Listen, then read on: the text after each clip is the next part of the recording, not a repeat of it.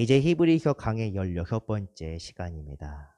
이렇게 장비가 모두 바뀌고 또 이렇게 이 자리에 서다 보니 감회가 새롭기도 하고 오히려 더 부담도 나름 커지고 있습니다. 우리는 지금까지 이제 15주 동안 깊이 있는 내용들, 특히 순서대로 천천히 읽어보면서 어떤 은혜나 감동이 있었는지 이렇게 확인했었는데 각자에게 어떤 은혜가 있었는지 설교자 입장에서는 상당히 궁금하기도 합니다. 저 역시 말씀을 준비하면서 때로는 알고 있던 내용들을 확인하기도 했지만 때로는 말씀이 새롭게 다가올 때도 적지 않게 있었습니다. 이 말씀을 할 때 항상 제가 이제 이 말씀을 준비하고 또 말씀을 선포하면서 느끼는 것은 말씀은 설교자가 받은 은혜를 여러분들과 나누는 것입니다. 설교자가 깨달은 것을 여러분들과 나누고 또한 설교자가 알고 있던 것들 또는 몰랐다가 깨달은 사실들을 여러분과 나누기 때문에 제가 영적으로 더욱 많이 준비되어야 한다는 그런 거룩한 부담감을 느끼게 됩니다. 매번 그 느낌은 상당히 다르지만 말씀을 통해 느끼는 것 그리고 우리가 항상 생각해야 될 것은 언제나 감사입니다.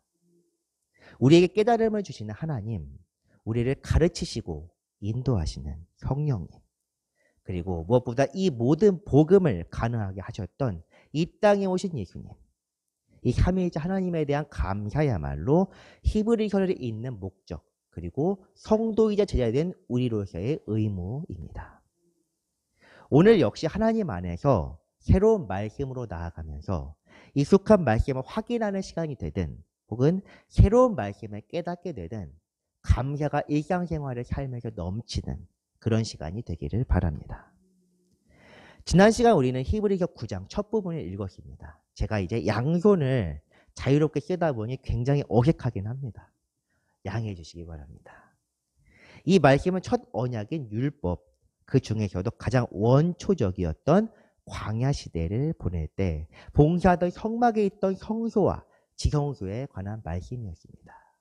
이 광야에 대해서는 여러 번 이야기했지만 광야의 히브리어 말 자체가 말씀이 나오는 곳입니다. 미드바르, 다바르가 말씀이기 때문에 말씀이 있는 곳 혹은 말씀이 나오는 곳이 즉 광야입니다.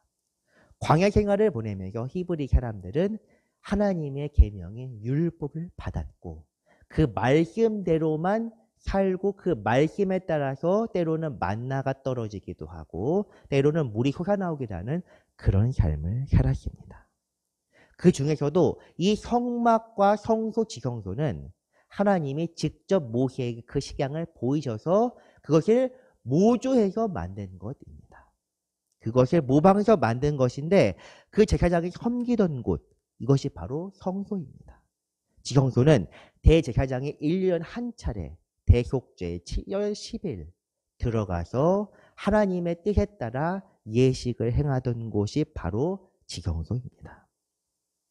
이곳에 하나님이 계신 곳이기 때문에 항상 거룩함을 유지해야 하며 그것을 위해서 여러 집기와 또 오늘 또 읽었던 피를 통해서 정결을 하게 하고 관유를 통해서 정결을 하게 했으며 제사장들 역시도 날마다 거룩함을 유지하기 위해 여러 가지를 준비해야만 했습니다. 하지만 지난 시간 우리가 확인했던 것은 무엇이냐? 이 첫 언약으로는 불완전하다는 것이었습니다. 모든 율법적 예식은 육체 예법에 불과하다. 개혁의 때가 올 때 폐기될 것들이라고 우리가 지난 시간 말씀을 통해 확인했습니다. 우리가 지금 따르는 규례, 법칙, 예식, 예전 이것도 마찬가지입니다. 이것은 우리가 육체를 입고 살아가는 동안에 필요한 것들이며 예수 그리스도께서 도래하실 예수 그리스도가 재림하실 때 도래할 그 새 예루살렘과 함께 폐기되고 의미 없는 것으로 바뀌게 될 것들입니다. 모든 것들은 현재 우리의 삶을 위해서 이 땅에 두 발을 딛고 살아가는 우리를 위하여 필요한 것들이므로 이 명확한 한계를 이해하는 것이 무엇보다 중요합니다. 오늘 본문입니다. 이제 11절부터 이 율법 시대 장막과 구별되는 그리스도의 온전한 제사에 대해서 말씀하고 있습니다. 11절 말씀을 한번 보겠습니다. 그리스도께서는 장래의 좋은 일의 대제사장으로 오사 손으로 짓지 아니한 것 곧 이 창조에 속하지 아니한 더 크고 온전한 장막으로 말미암아라고 되어 있습니다.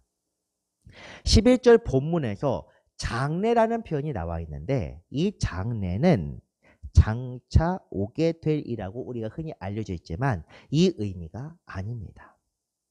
헬라어 원문을 보면 이 좋은 일, 장래 좋은 일이라고 하는 것들은 이미 일어난 것들입니다. 영어로도 올렐이라는 표현을 쓰고 있습니다.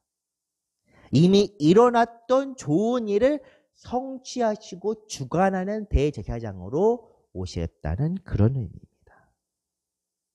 이 좋은 일은 그러므로 이미 일어난 것, 즉 하나님 태초부터 있었던 하나님의 은혜와 그리고 구원의 복음을 이야기하는 것입니다.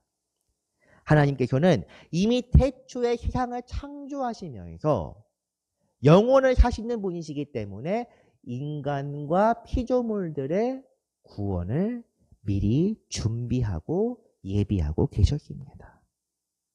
인류와 모든 생명체 자연세계는 하나님께 온전히 복종해야 하며 또 그런 복종하는 그런 세상을 계획하시고 만드셨습니다.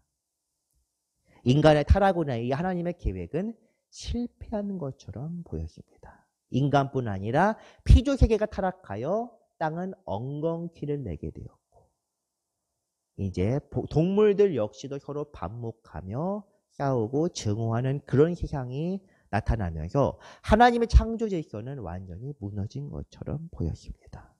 하지만 이것은 실패한 것이 아니라 하나님께서는 끊임없이 창조와 파괴, 재창조를 통하여 예수 그리스도 안에서 새롭게 재개된 그런 세상을 또한 준비하고 계십니다. 이것이 바로 좋은 일, 그리고 좋은 소식이라 할 수 있는 복음입니다. 그분께서는 이 땅에서 고난을 통하여 온전하게 되사 창조세계에 속하지 않은 거룩한 성 새 예루살렘, 하늘에 있는 그 거룩한 성의 왕이자 제사장으로 들어가셨습니다. 중요한 것은 이 하늘에 있는 도성인 새 예루살렘에 들어가신 목적, 왕으로 들어가신 것이 당연히 다스리기 위해 들어가셨다고 하지만 대제사장으로서 들어가신 이유는 속죄를 드리기 위함이라는 사실입니다. 앞서 여러 번 언급했지만 그분은 완전하시고 흠이 없는 분이십니다. 자기의 죄를 위하여 속죄할 필요도 없으며 흠 없는 몸을 통하여 완전한 제사를 드리셨습니다. 그 제사의 내용이 12절부터 언급되고 있습니다. 염소와 송아지의 피로 하지 아니하고 오직 자기의 피로 영원한 속죄를 이루사 단번에 성소에 들어가셨느니라. 염소와 황소의 피와 및 암송아지 죄를 부정한 자에게 뿌려 그 육체를 정결하게 하여 거룩하게 하거든 하물며 영원한 성령으로 말미암아 흠 없는 자기를 하나님께 드린 그리스도의 피가 어찌 너희 양심을 죽은 행실을 깨끗하게 하고 살아계신 하나님을 섬기게 하지 못하겠느냐. 이렇게 되어 있습니다. 이 부분에서는 율법의 불완전한 제사 그리고 예수 그리스도의 제사가 완전하게 대비를 이루고 있습니다. 불완전한 예식, 즉 정결례에 사용되는 짐승의 피와 송아지의 죄가 죄를 사하고 정결하게 했다면 예수 그리스도께서 흠없는 자기의 몸을 들여서 이룬 그 완전한 제사는 어떠하겠느냐 이렇게 반문하는 내용이 오늘의 내용입니다. 특별히 우리가 주목할 부분은 14절에 등장하는 양심이라는 부분입니다. 양심이 죽은 행실로 더러워졌다는 것이 전제되어 있으며 율법은 육신의 죄만을 사하지만 예수 그리스도의 피는 성령으로 이루어진 제사이기 때문에 육체뿐 아니라 영과 혼을 정결하게 할 수 있다는 것이 이 말씀에 드러나는 내용입니다. 그리스도의 피를 통한 정결과 구원을 믿는 사람에게는 그 사람의 전 인격의 성령께서 역사하십니다. 믿음을 통하여 구원을 받는 이유는 무엇이냐? 다시 말해서 그 사람이 온전히 성령으로 새로워지기 때문에 구원받는다고 이야기할 수 있는 내용입니다. 분명히 말씀드리지만 진정한 믿음은 그 사람을 변화시킵니다.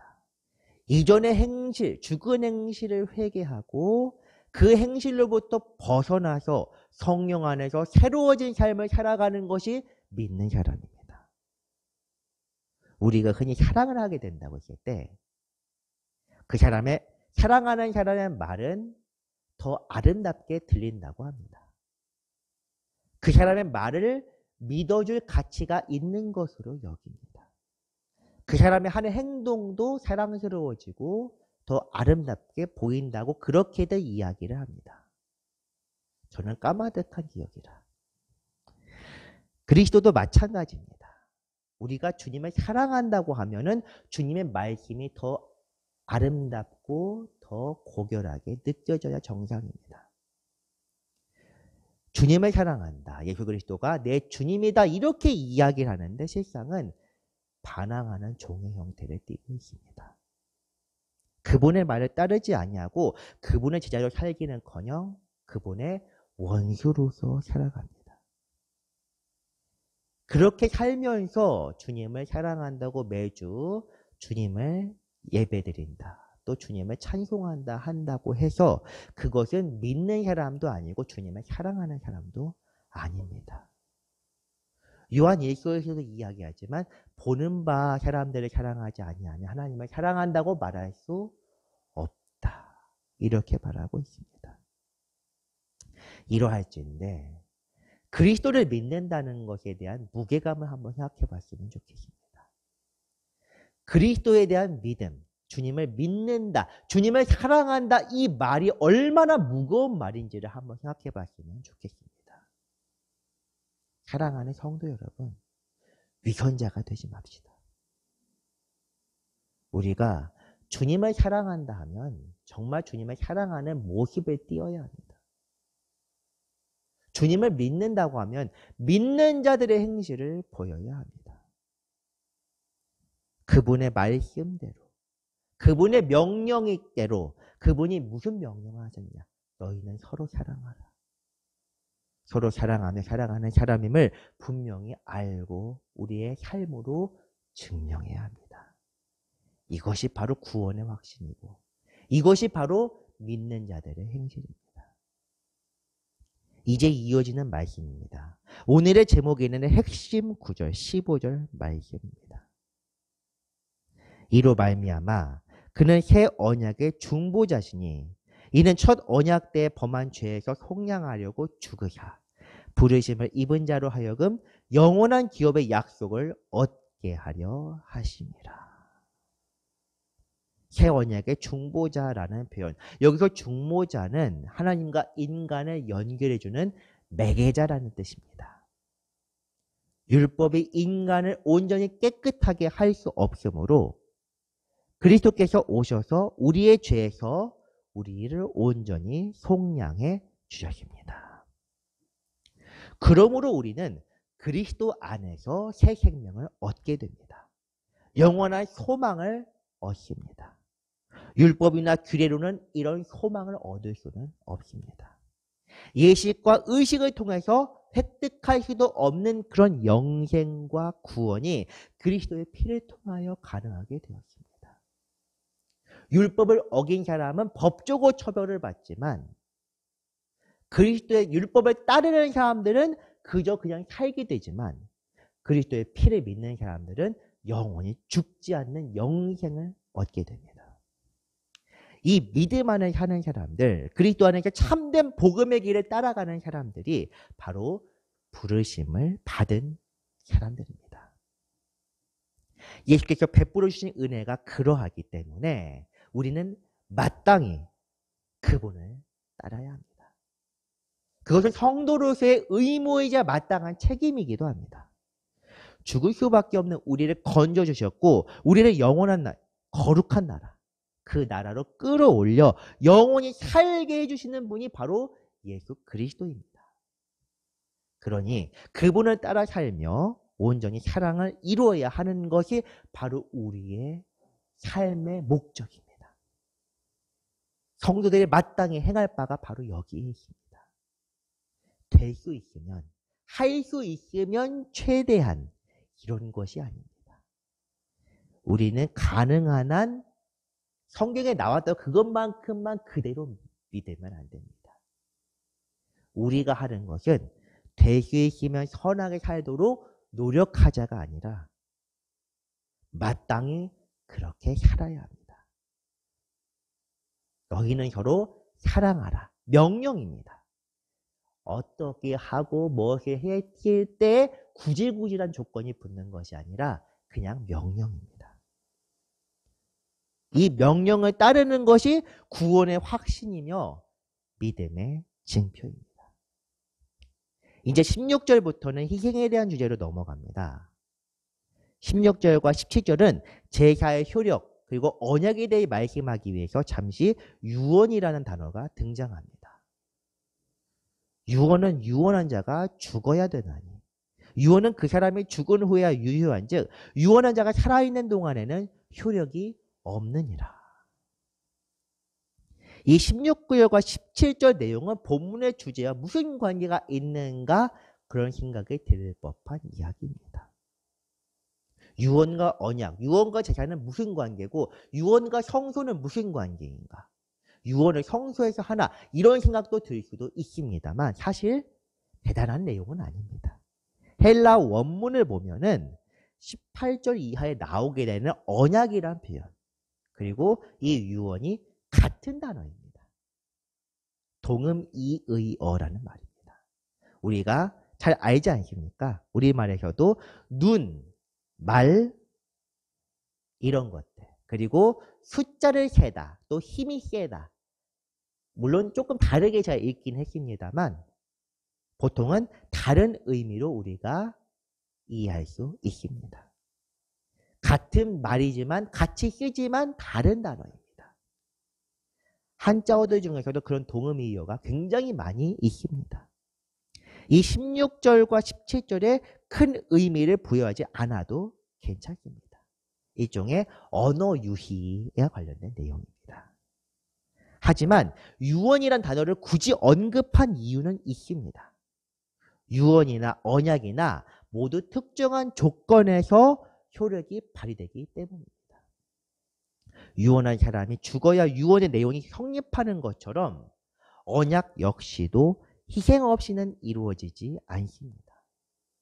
본래 언약이라는 것 자체가 히브리 사회에서 두 사람이 짐승을 쪼개놓는 것에서 시작합니다. 이 언약을 어긴 사람은 짐승과 같이 쪼개질 것이다. 그렇게 하여 쪼갠 짐승 사이로 갑니다.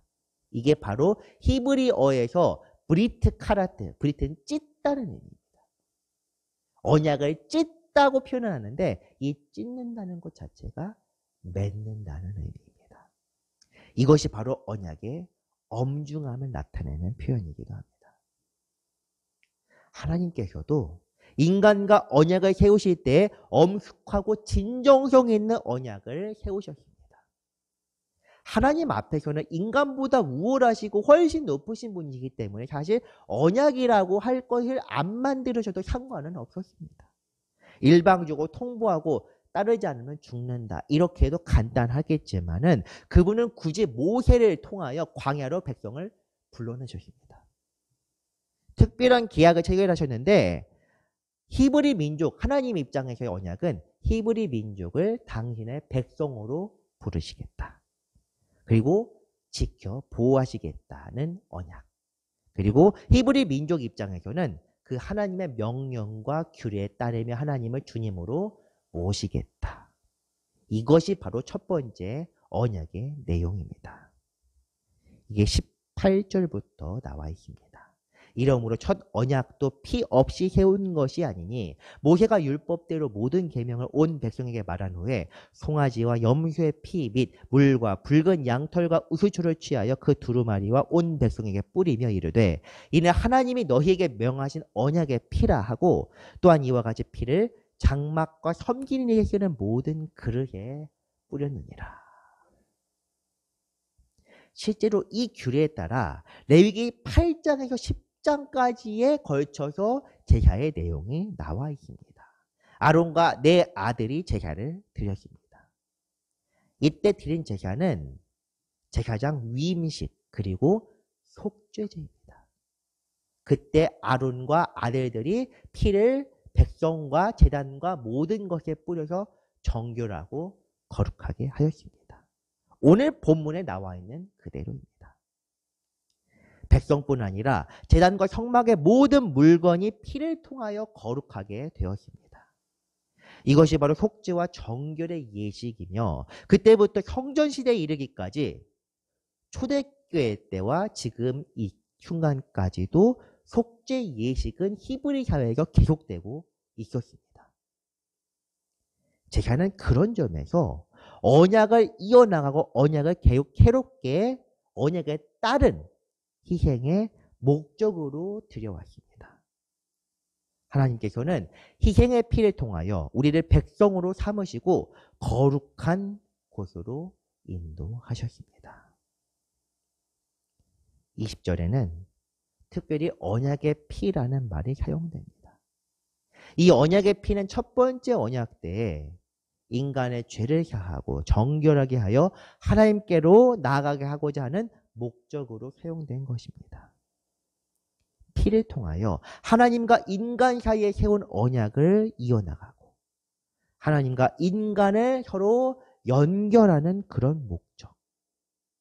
이것은 두 번째 언약도 마찬가지입니다. 생명으로 생명을 대신하여 죽을 우리를 위하여 등가교환으로 예수 그리스도께서 돌아가셨다. 엄밀히 말하면 틀린 말은 아니지만은 이것이 우리가 하나님과 세울 언약의 전부는 아닙니다. 그 말씀의 결론이 바로 22절 마지막 절에 등장합니다. 율법을 따라 거의 모든 물건이 피로써 정결하게 되나니 피 흘림이 없은즉 사함이 없느니라. 피를 통하여 정결하게 되기 때문에 피가 없이는 죄 사함이 없다는 그런 의미입니다. 이것이 언약의 내용입니다. 너희가 정결케 되고자 하면은 희생이 필요하다. 우리의 몸과 영혼도 그리스도의 피를 통하여 그리스도께서 당신의 몸을 들여서 제가 드렸기 때문에 정결하게 되신 것입니다. 정결하게 된 것입니다. 이 제사를 유효하게 하고 또한 두 번째 언약 체결하는 우리의 역할, 이것은 제사가 아니라 믿음입니다.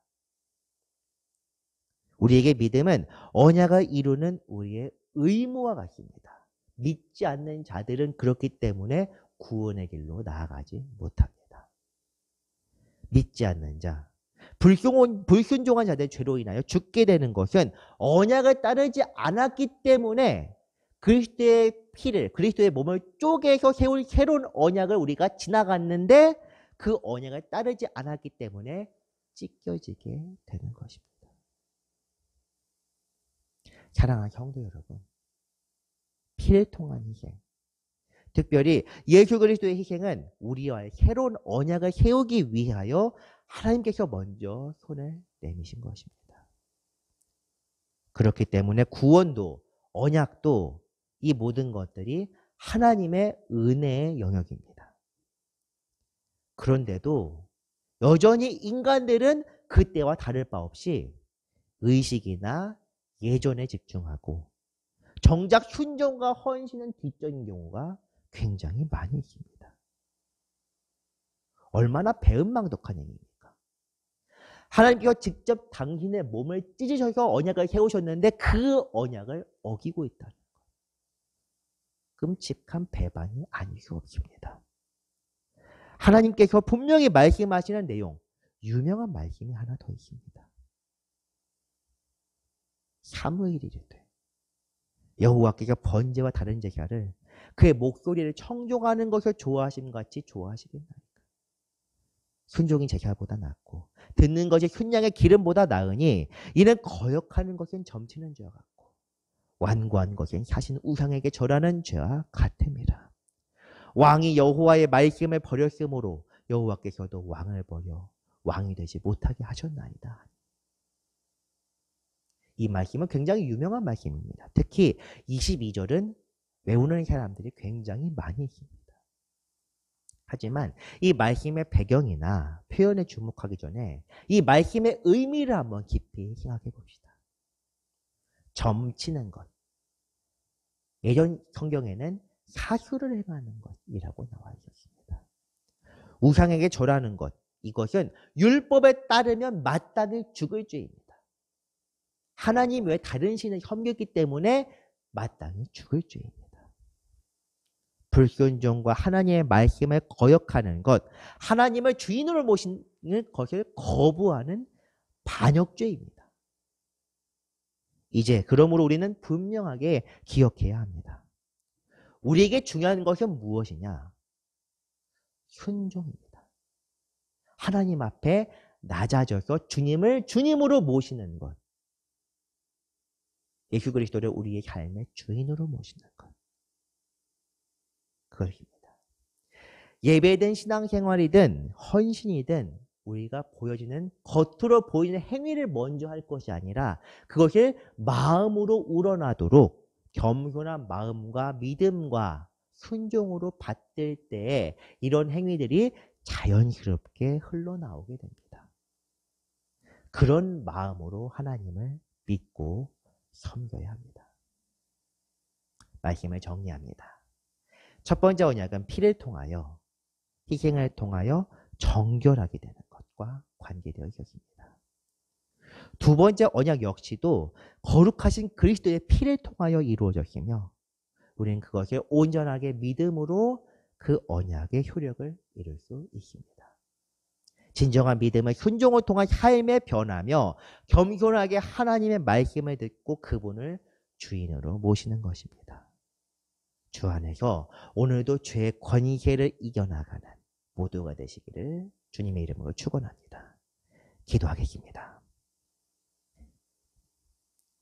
사랑과 은혜가 많으신 하나님 아버지, 감사드립니다. 우리의 마음이 온전하지 못하였음을 주여 용서하여 주옵소서. 예수 그리스도의 희생의 피가 우리에게 온전히 유효하게 되도록 겸손하게 믿음으로 나아가는 우리 모두가 되게 하여 주시옵소서. 예수 그리스도의 이름으로 감사하며 기도드렸습니다. 아멘.